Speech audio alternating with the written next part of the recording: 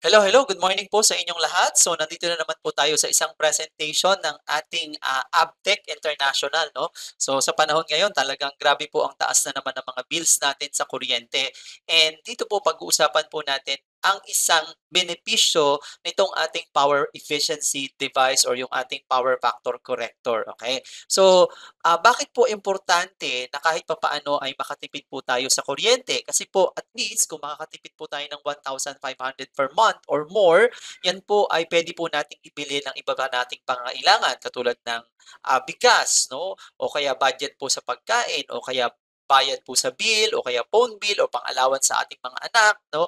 Or pwede rin pong transportation allowance o kaya naman emergency fund savings or other necessities. So, yun po yung pwede po nating ma-save po dito sa ating power efficiency enhancer na device. Okay? So, ito po yung benefits of power factor device, power factor corrector device. Kung makikita nyo po, meron po ditong 100 UF na kinakabit po sa breaker.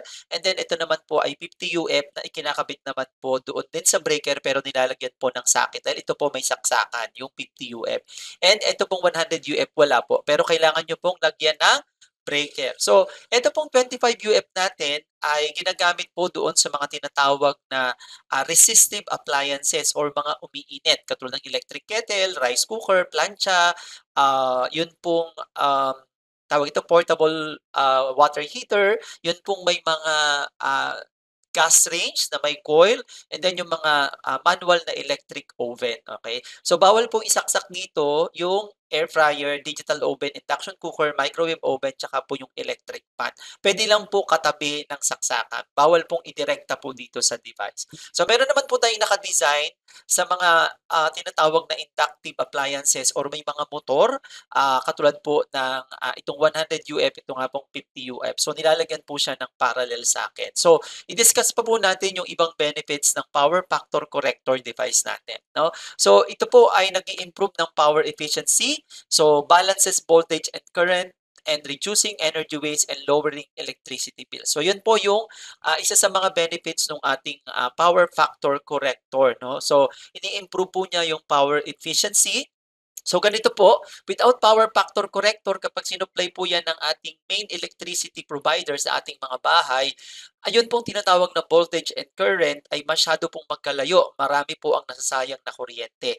Ang tawag po dyan ay non-regulated current or with waste electricity. So yan po yung nagkukos sa atin ng high electricity bills. Pero kung meron na pong power factor tayong ikinabit sa ating mga breaker, no? So napoprotektahan po yung voltage and current, halos magkatabi na po siya at yan po ay nababawasan ng ah, kumbaga sayang or basurang kuryente. Yan po yung tinatawag natin na regulated current at wala na pong masyadong waste electricity. Kaya po naglo-lower yung electricity bills natin.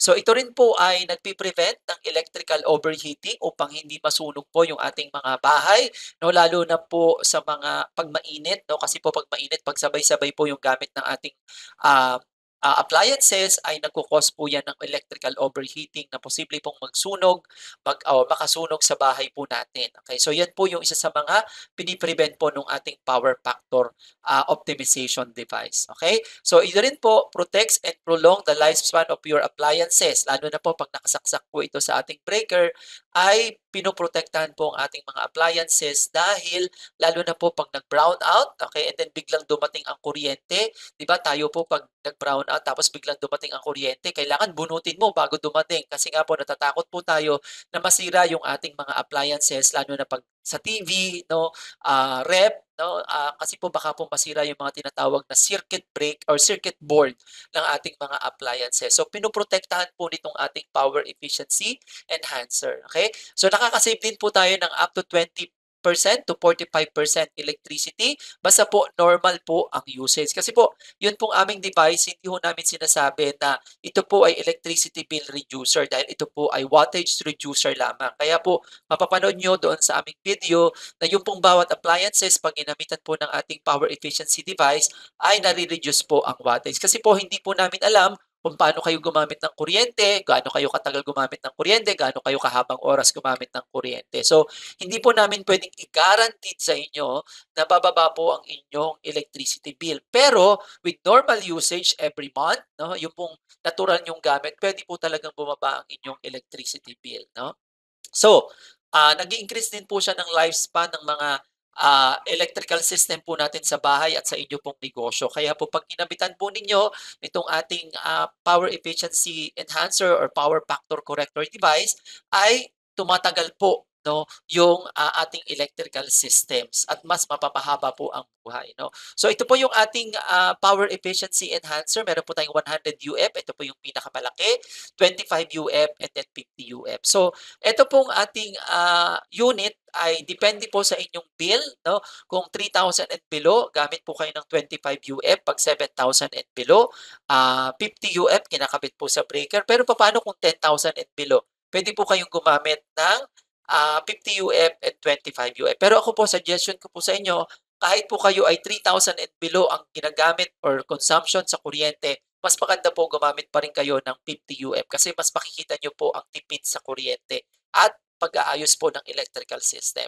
So ito pong 100 UF, ito naman po ay sa 18,000 and below na bill. Okay? So ito po yung mga ini-install ng ating certified electrician. Kailangan po certified po ang maglalagay po, no? Hindi ho po pwede na basta-basta po ito ilagay. May kung makikita nyo po doon po sa load or sa main breaker nilalagay yung 100 UF. Kaya yan po yung mga sample installation po natin. 50 UF, yun pong may saksak. Okay? So ito po yung ating mga testimonials. Like ito po ay Mayor ng Bawan na 14,000 ang bill. Ngayon po nag-a-average na lang ng 10,000. Meron po tayo 11,421, naging 8,773. Ang gamit lang po nito 50 UF at saka po 25 UF. Ito po 25 UF lang po ito, no? From 13 naging 977, naging 688. So meron din po tayo dito 6 months, no? Ang gamit po nito ay 50 UF tsaka 25 UF. From 4,000 naging 1,008, naging 1,500, naging 1,200, naging 871. Basta po normal usage po, no? Ito may 1,300, 1,400, no, 2,000, no, naging 2,230, and then 2,000. So depende po kasi po bakit po tumataas? Dahil depende po 'yan sa panahon, okay? 'Pag po mga ganyang panahon medyo mainit po 'yan. So pero ang maganda po diyan, protected pa rin po yung ating mga appliances at overheating ng wires at iwas po tayo sa sunog. Okay? So ito naman po 5,600, no, naging 5,033, 4,199, naging 3,640. Okay? Ito naman 6,640, naging 5,892. So marami po tayong masi-save po doon po sa ating devices. Kumbaga, kung bumibili po tayo ng mga appliances na wala tayong choice kundi magbayad ng kuryente, dito po bili rin po tayo ng power efficiency enhancer na makakatulong po sa atin. Okay? So, dito po sa amin ay kung mataas po ang inyong bill sa kuryente, may solusyon po tayo. Yan po ay Japan Technology. Proven and tested, protects your appliances, protects electrical overheating and fire hazard. So, pwede rin po kayong maging distributor po namin. Okay, naghahanap po kami all over the Philippines dahil lahat naman po ng tao ay gumagamit ng kuryente. So, pwede nyo pong panoorin yung ating website, no? Dito po sa bit.ly tipid kuryente at saka po dun sa bit.ly/powered saver demo. O kaya po ilalagay ko po yung link sa baba po ng video na to or associated po sa video na to. So meron po kami sa Lipa, meron po kami sa Pampanga, Bataan, Batangas, no? Lipa na rin po yan, and Lucena. Then kung may nag-forward po sa inyo ng video na to, i-message nyo lang po siya o kaya naman po ako kung wala po, no? So kami po ang magpapadala ng produkto sa inyo kung nasaan man po kayong dako ng Pilipinas. So, pwede rin po kayong kumita ng extra income po dito, maging part lang po kayo ng distributorship or reseller po ng aming company. So, yun lang po yung ating short presentation about the benefits ng ating power factor corrector. Okay, kung meron po kayong questions, mag-message lang po sa nagpadala sa inyo ng video or sa akin po kung wala pong nagpadala sa inyo ng video na to. Salamat po.